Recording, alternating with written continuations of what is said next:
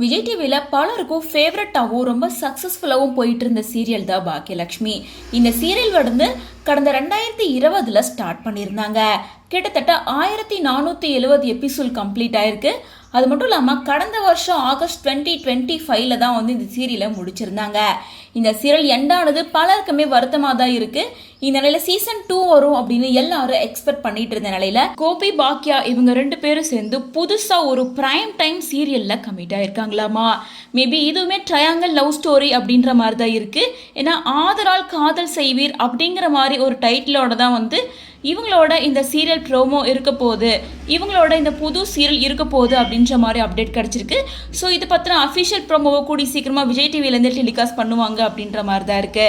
So இந்த நிலையில இப்போ பாக்கியலட்சுமி சீரியலை மறுபடியும் ரீடெலிகாஸ்ட் பண்ணுறதா இருக்காங்க.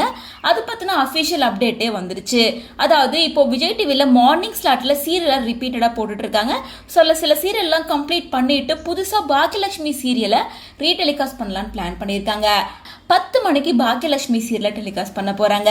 இந்த விஷயம் பாக்கியலட்சுமி சீரியல் ஃபேன்ஸ் பலருக்குமே வந்து ரொம்ப சந்தோஷத்தை கொடுத்துருக்கு அப்படின்னு தான் சொல்லணும். ஏன்னா மறுபடியும் ராதிகாவோட கல்யாணம், கோபியோட சண்டை அண்ட் இனியாவோட மேரேஜ் அப்படின்னு சொல்லி இன்னும் கொஞ்ச நாளைக்கு மறுபடியும் மெமரிஸ் ரீகலெக்ட் பண்ற மாதிரி பலருமே அது பார்க்கணும்னு நினைச்சிட்டு இருக்காங்க.